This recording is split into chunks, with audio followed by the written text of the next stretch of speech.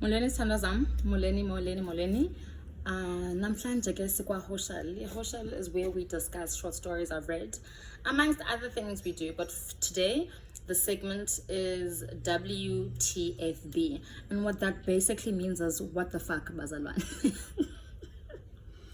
So WTFB was based off of like short stories I read. I will read a short story, and most of the time I'm usually like blown away by the short stories I read, and then I come here and I tell you darlings about those short stories. Okay, so today our short story is A Rose for Emily. A Rose for Emily from this book. And A Rose for Emily was written by William Faulkner, who's from the United States of America. Okay. So because this book is so ridiculous, I have to light some incense so that all of this awful negativity ingashekeli kum. Okay. Earlier on, I'm not sure how because policy, but during me reading and retelling the story and obviously telling my emotions and giving my opinion, we will also be doing that.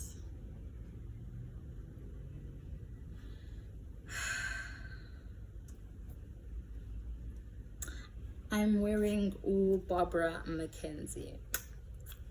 So A Rose for Emily is by William Faulkner, as I said, from USA. And it's about, the name of the story is A Rose for Emily. So it's about Miss Emily Grierson. So Miss Emily Grierson. I think I should just like read, because I genuinely do want to read some of it because it's so mind-blowing. The only way you'll be able to like catch up on it is if defunde. But basically it's about Emily Grierson, who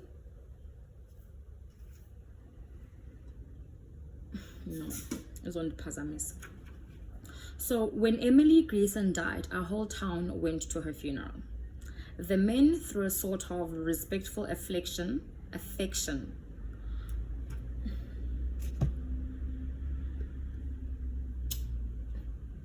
So let's get started.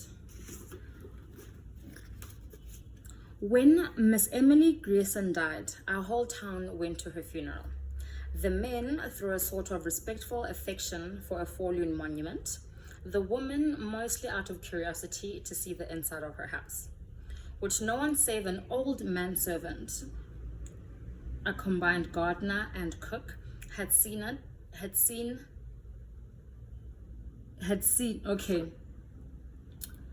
So the woman went because they wanted to see the inside of her house, and no one had seen the inside of her house except for this manservant. No one had been inside in at least 10 years.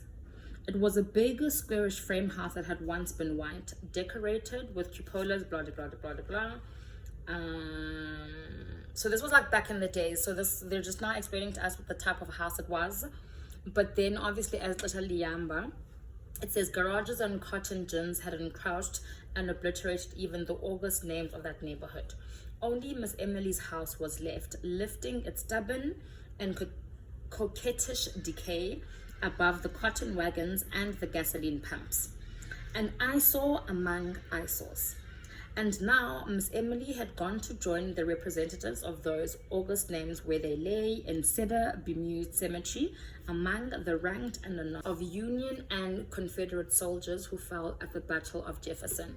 We lit the incense, guys, so you already know if there's gonna be a Confederate anything. Exactly. Alive, Miss Emily had been a tradition, a duty and a care, a sort of hereditary obligation upon the town.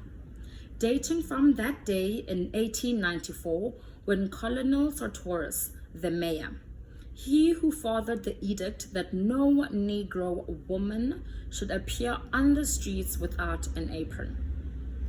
So, Dr. Colonel Sartoris came up, I think, edict. Let us actually, do you know what? Sometimes you read a book and you actually really don't know what's going on. But today, because we're at Hoshel and we're here to learn and we're here to laugh and we're here to eat and we're here to be fucking jolly. Let's look up this word. So the first word we're looking up today is edict.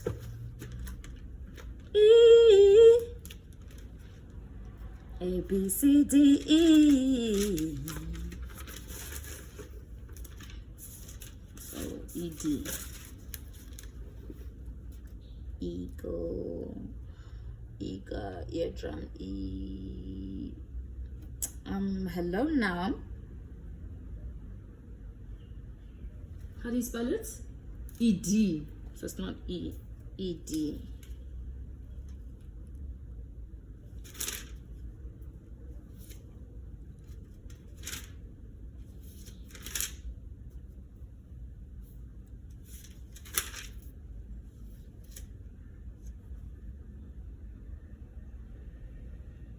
There we go.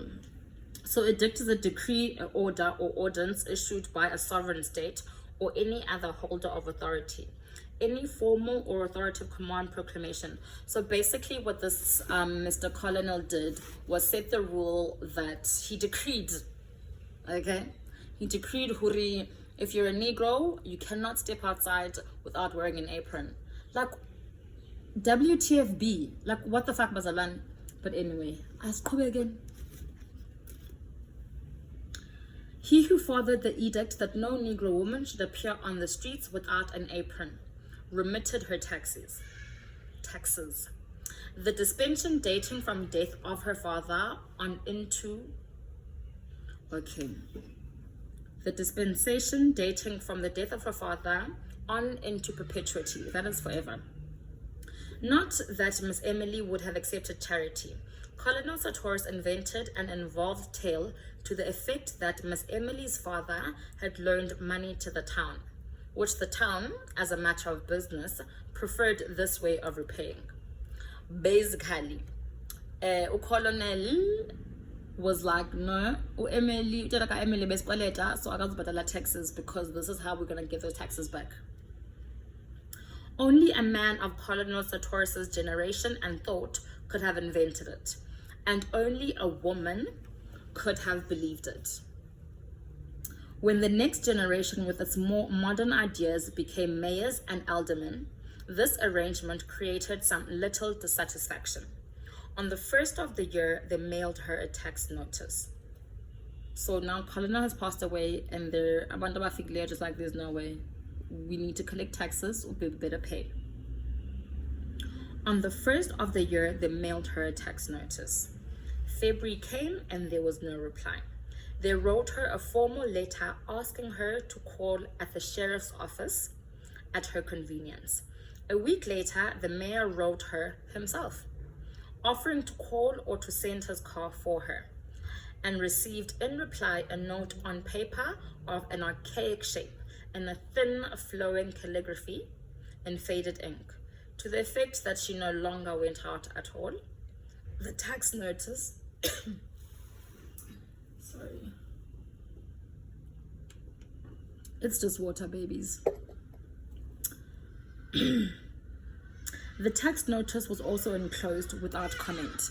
So they sent her a letter saying, Mugel, you need to pay your taxes. She sends a letter back saying, so no one I don't leave the house.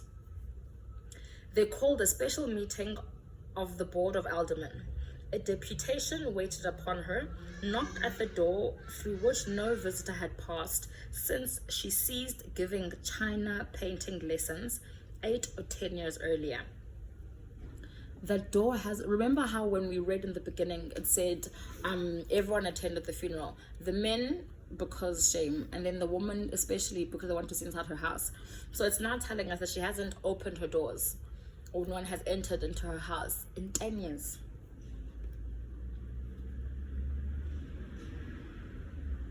They were admitted by the old Negro in a dim hall from which a stairway mounted into still more shadow.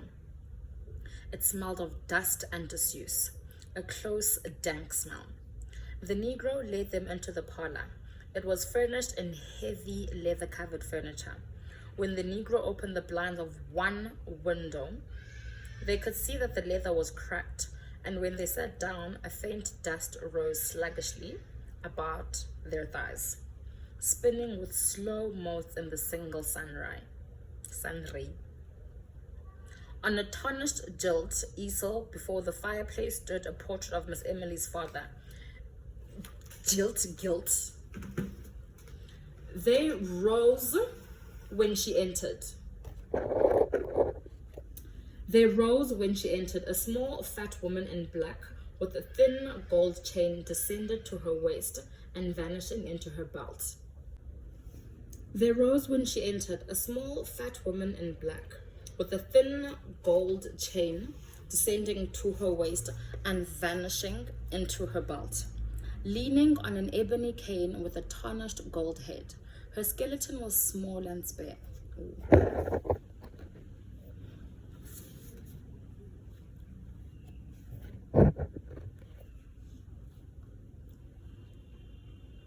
Her skeleton was small and spare. Perhaps that was why what would have been merely plumpness in another was obesity in her. She looked bloated, like a body long submerged in motionless water, and of that pallid hue. Her eyes, lost in the fatty ridges of her face, looked like two small pieces of coal pressed into a lump of dough. As they moved from one face to another while the visitors stated their errand, she did not ask them to sit. She just stood in the door and listened quietly until the spokesman came to a stumbling halt. Then they could hear the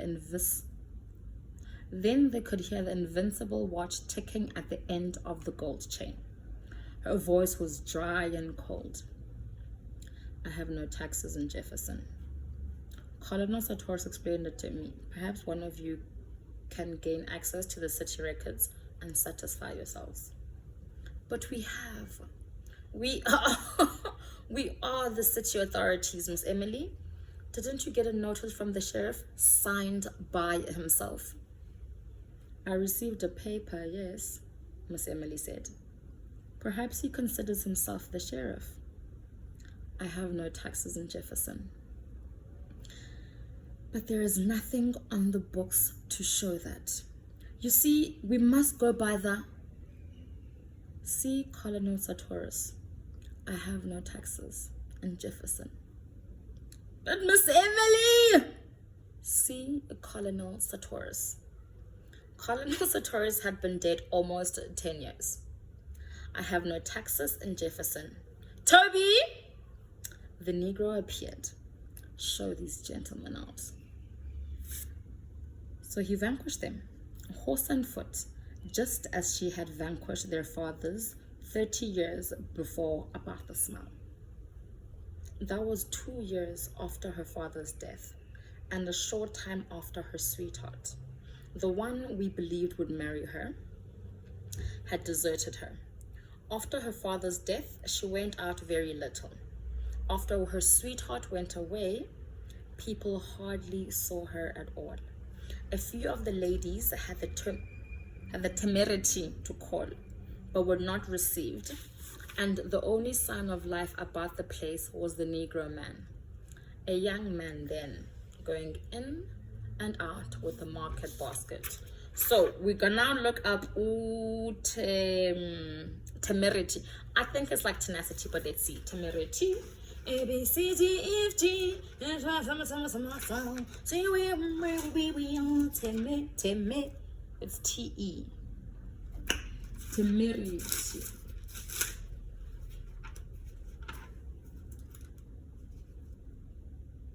Is a term or tem? Tem, T-E-M.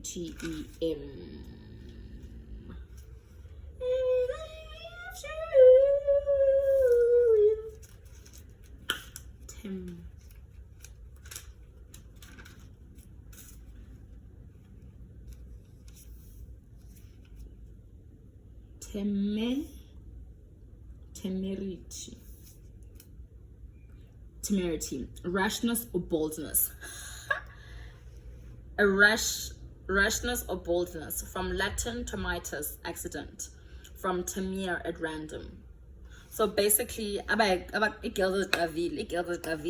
call, but were not received, and the only sign of life in the place was the Negro man, a young man then going in and out with a market basket, just as if any man could keep a kitchen properly, the lady said. So they were not surprised when the smile developed. There was another link between the gross, teeming world and the high and mighty Griersons.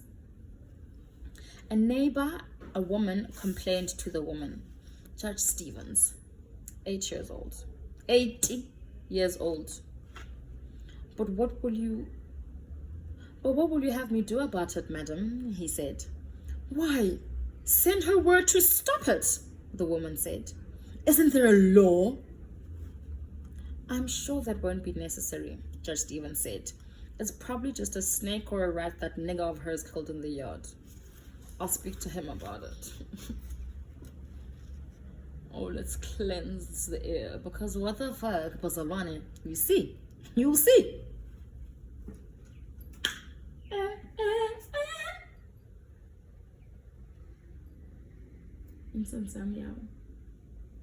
All right.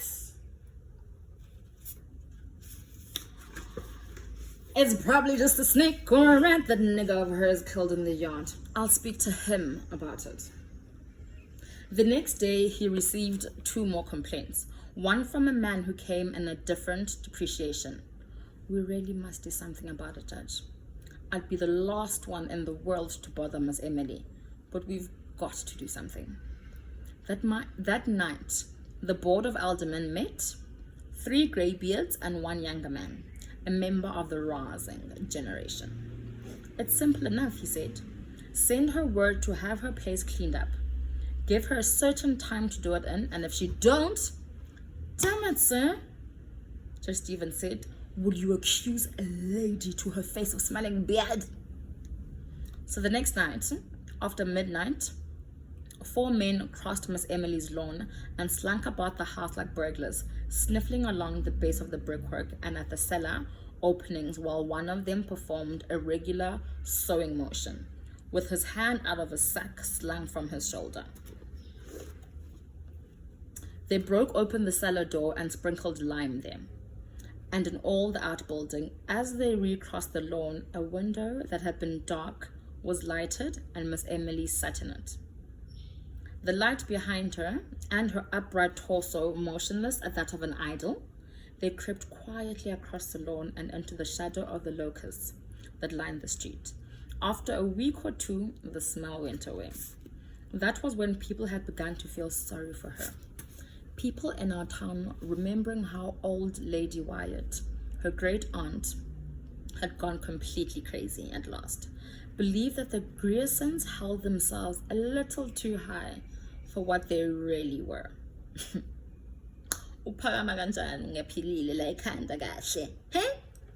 None of the young men was quite good enough to Miss Emily and such. We had long thought of them as a tableau. Nazoke, another word, tablio. T-A-B-Leo. But like, this is like the fun thing also about reading is, if you're not lazy, you get to know new words. So now we're looking up tablio. T-A-B.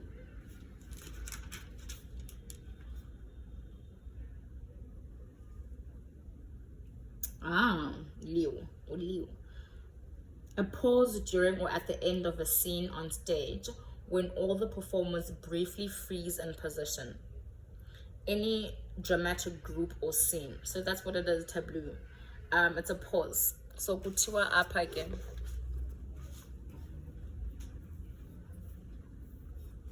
Where was I? Oh yeah. We had long thought of them as tableau, like a pause during or at the end of a scene on stage when the performers briefly freeze in position. Miss Emily, a slender figure in white in the background, her father a spraddled silhouette in the foreground, his back to her and clutching a horsewhip, the two of them framed by the back flung front door. So when she got to be 30 and was still single, we were not pleased exactly, but vindicate. So when she got to be 30 and was still single, we were not pleased exactly, but vindicated. So remember how earlier on, they were literally just like, for just who they actually are. So, and this is the people. So when she's single, we were not pleased exactly, but vindicated. Even with insanity in the family, she wouldn't have turned down all of her chances if they had really materialized. When her father died, it got about that the house was all that was left to her. And in a way, people were glad.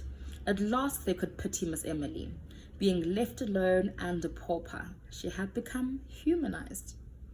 Now she too would know the old thrill and the old despair of a penny more or less. The day after his death, all the ladies prepared to call at the house and offer condolence and aid. As is our custom, Miss Emily met them at the door, dressed as usual and with no trace of grief on her face. This is when her father has passed, remember? She told them that her father was not dead. She did that for 3 days. With the ministers calling on her and the doctors trying to persuade her to let them dispose of the body. Just as they were about to resort to law and force, she broke down and they buried her father quickly. Okay. We did not say she was crazy then. We believed she had to do that. We remembered all the young men her father had driven away, and we knew that with nothing left, she would have to cling to that which had robbed her, as people will. She was sick for a long time. When we saw her again, her hair was cut short, making her look like a girl, with a vague resemblance to those angels in church windows, sort of tragic and serene. The town had just let the contracts for paying the sidewalks, and in the summer after her father's death, they began the work. The construction company came with niggers and mules. The construction company came with niggers and mules and machinery, and a foreman named Homer Barron, a Yankee, a big, dark, ready man with a big voice and eyes lighter than his face. The little boys would follow in groups to hear him cuss the niggers, and the niggers singing in time to the rise and fall of the pigs.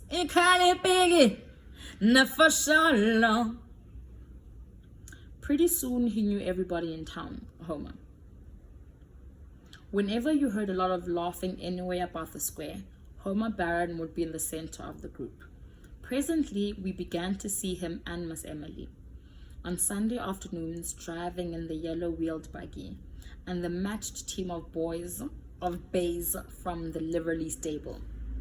At first, we were glad that Miss Emily would have an interest, because the ladies all said, of course a Greason would not think seriously of a northerner, a day laborer. But there were still others, older people, who said that even grief could not cause a real lady to forget noblesse oblige, without calling it noblesse oblige. Do you think you can look at noblesse?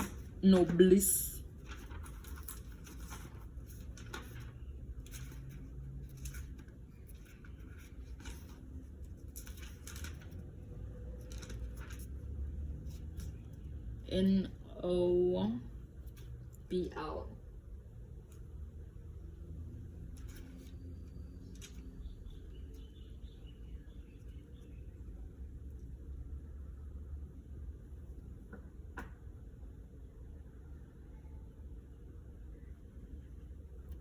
I'll have to look it up on Google because it could be like Latin or something. They just said, poor Emily. Her kinsfolk should come to her. She had some kin in Alabama, but years ago her father had fallen out with them over the estate of old Lady Wyatt. Remember, the crazy lady?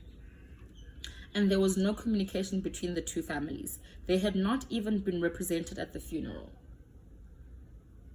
And as soon as The old people said, "Poor Emily." The whispering began.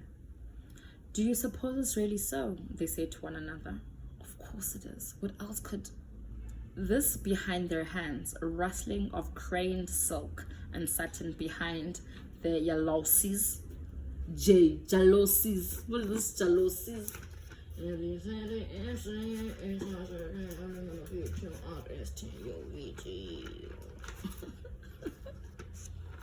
you think I know?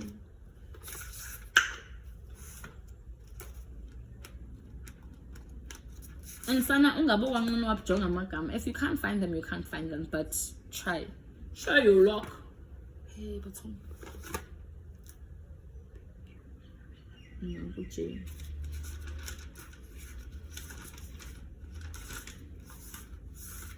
Jalo.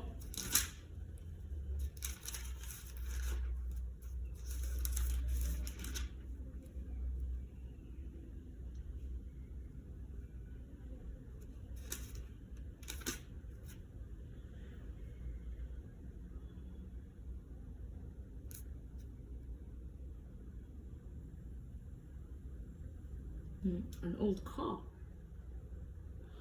So it's an old car.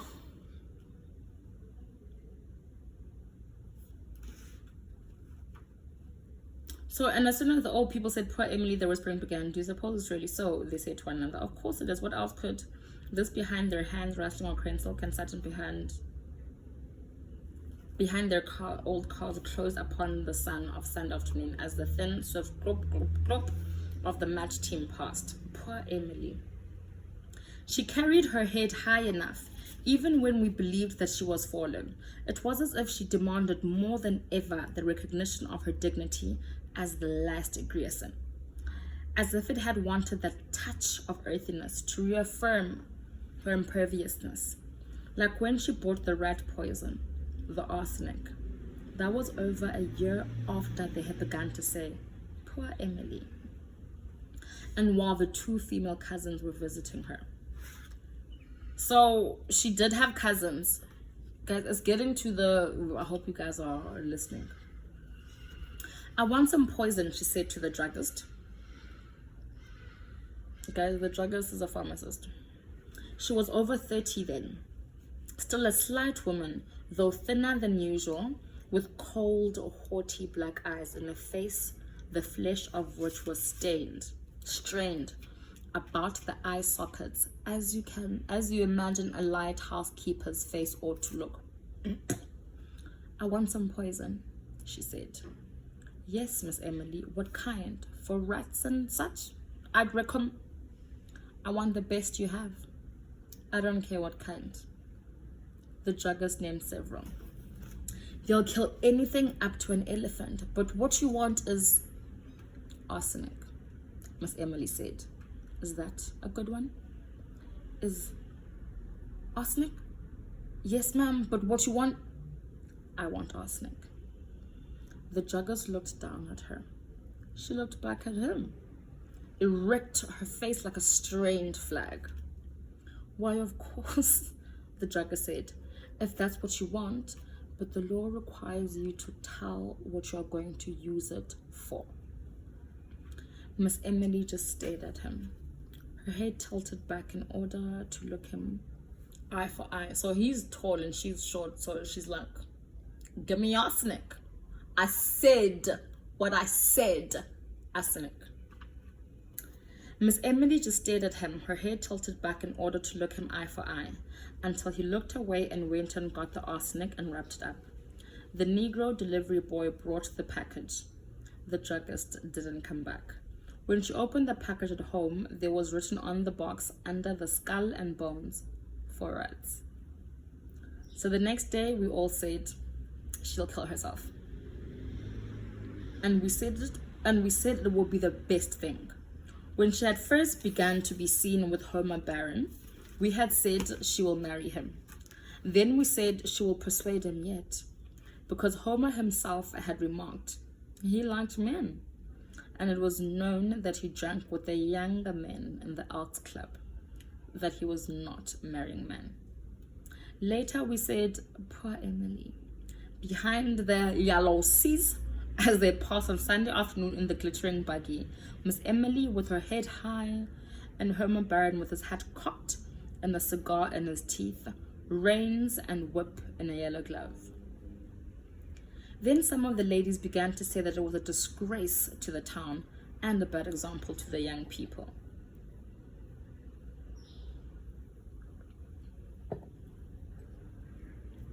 The men did not want to interfere, but at last the ladies forced the Baptist minister. Miss Emily's people were Episcopal type of church, to call upon her. He would never divulge what happened during that interview, but he refused to go back again. Okay, so just to catch up with you guys, we've been hearing about Emily Grierson, who obviously lives in the Stone Ages. Her father passes away and she's left behind with only the house. So the mayor of the time, Amsizele, and so that she doesn't pay taxes, but then he passes away, and then now the town is like, bitch, better have my money. But she's like, I get the game, mna taxes, so she hasn't opened her house in like 10 years. Her father passed away, the mayor passed away, and the house hasn't been opened in 10 years. The only person is Umleti Wake, the Negro manservant, who's both a cook and a gardener. So we've now heard that Miss Emily is like in her 30s. Obviously, like back in the days, if you not married girl, my pleasure, it's a. And as we heard, the ladies in town began to say it was a disgrace and a bad influence to the young people. But they see her around with this man, Homer Baron, but it turns out Mr. Homer is gay, likes niggas. I mean, likes men, not likes men.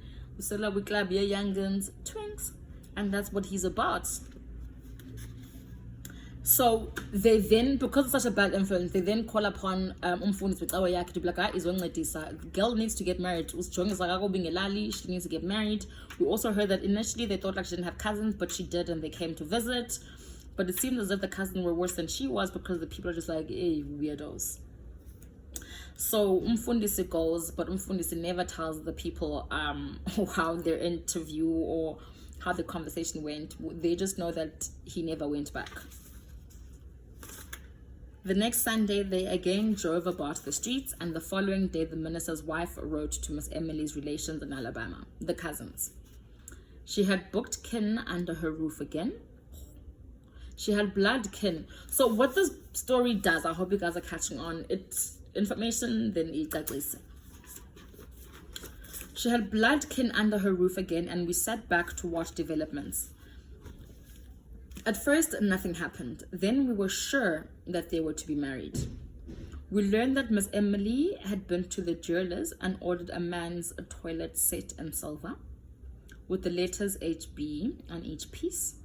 2 days later, we learned that she had bought a complete outfit of men's clothing, including a nightshirt. And we said, they're married. We were really glad. We were glad because the two female cousins were even more Grierson than Miss Emily had ever been. Zipagami babes. So we were not surprised when Homer Baron, the streets had been finished sometime. So Homer was here, must remember, Homer's here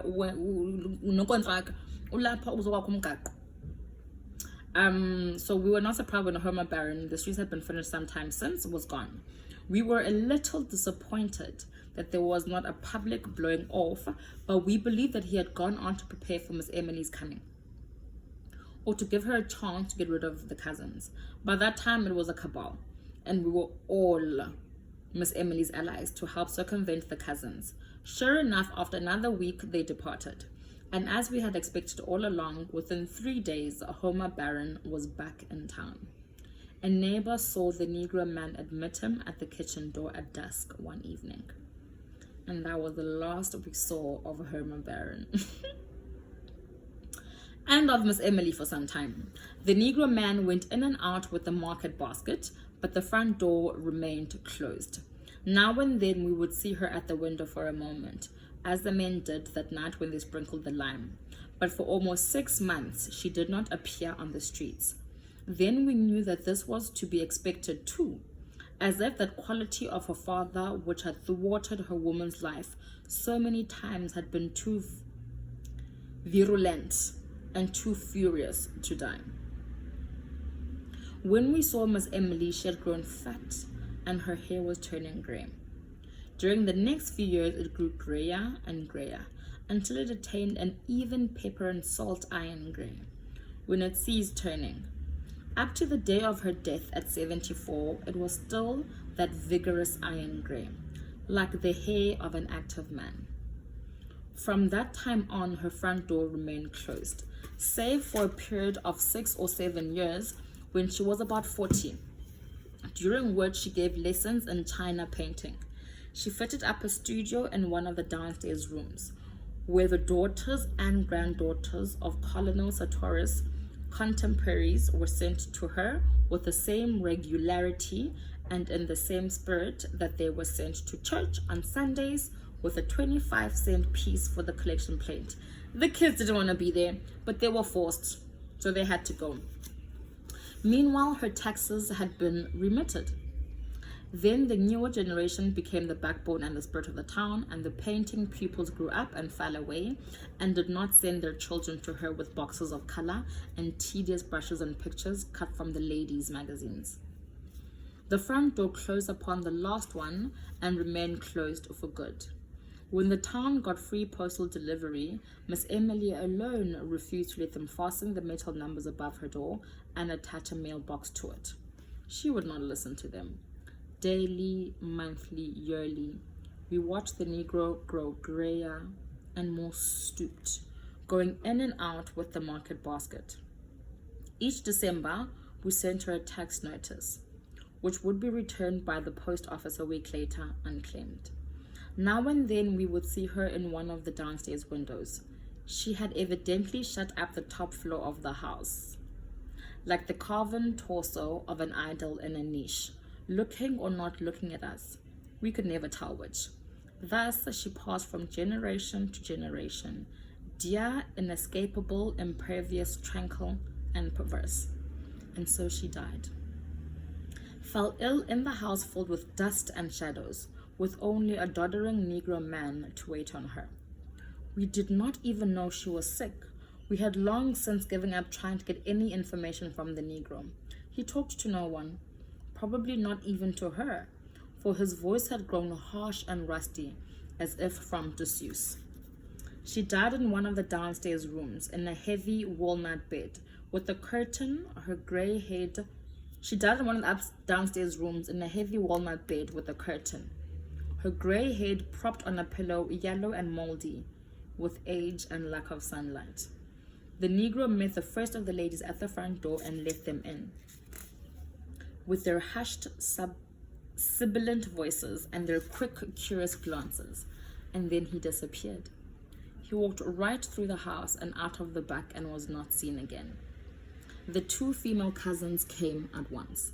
They held the funeral on the second day, with the town coming to look at Miss Emily beneath a mass of bought flowers, with the crayon face of her father musing profoundly above the bier, and the ladies sibilant and macabre, like morose, and the very old men, some in their brushed Confederate uniforms, on the porch and the lawn, talking of Miss Emily as if she had been a contemporary of theirs, believing that they had danced with her and courted her perhaps, confusing time with its mathematical progression, as the old do, to whom all the past is not a diminishing road, but instead a huge meadow, which no winter ever quite touches, divided from them now by the narrow bottleneck of the most recent decade of years. Already we knew that there was one room in that region above stairs which no one had seen in 40 years, and which would have to be forced. They waited until Miss Emily was decently in the ground before they opened it.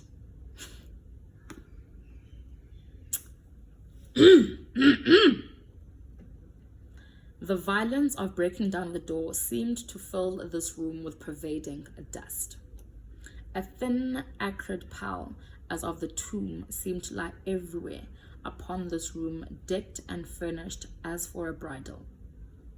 Upon the valance curtains of faded rose color, upon the rose-shaded lights, upon the dressing table, upon the delicate array of crystal, and the man's toilet things backed with tarnished silver.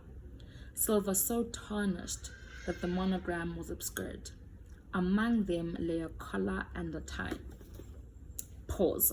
Remember when they thought she was married or getting married to Homer because she bought cufflinks, itai, silver, dun.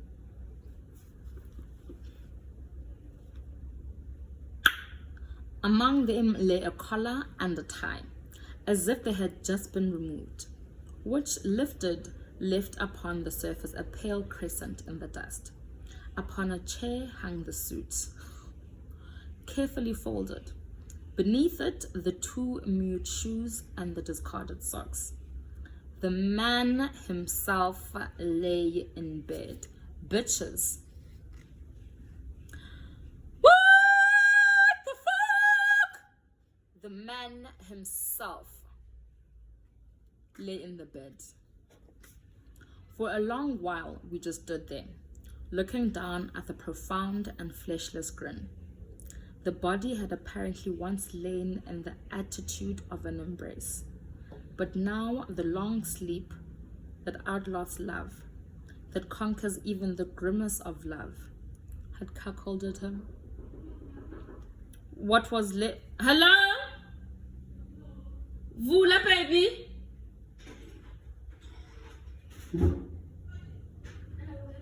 Hi, my darling. Japia, sometimes and one dilap and record. My neighbors. The man himself lay in the bed. For a long while, we just stood there, looking down at the profound and fleshless grin. The body had apparently once lain in an attitude of embrace, but now the long sleep that outlasts love, that conquers even the grimace of love, had cuckolded him. What was left of him rotted beneath. What was left of the nightshirt had been inextricable from the bed in which he lay. And upon the pillow beside him lay that even coating of the patient and bidding dust. Then we noticed that in the second pillow was the indentation of a head. What the fuck was that? One of us lifted something from it, and leaning forward, that faint and invincible dust, dry and acrid in the nostrils, we saw a long strand of iron gray hair. Did you guys hear? Did you guys hear what I was reading? Did you guys hear? Emily? The fuck? Huh? So earlier on, they told us that after the cousins left, Homer came back. And that was the last time they saw Homer. That was the last time they saw Emily for up until 6 months. She had bought arsenic. Why didn't it smell? Is it because now she knew what to do because earlier on people came with lime? What? Are we rallying?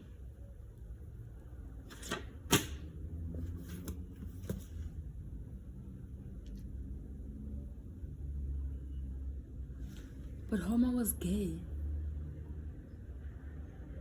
Was it like, did he die? Or mistakenly, and then she mummied his body? Did she kill him? Was she Les? Because like she wasn't interested in anyone. Was she Les? And then maybe that's why I have so many questions. If you have questions, write at the bottom. Because Emily, Toby, that poor guy. Imagine.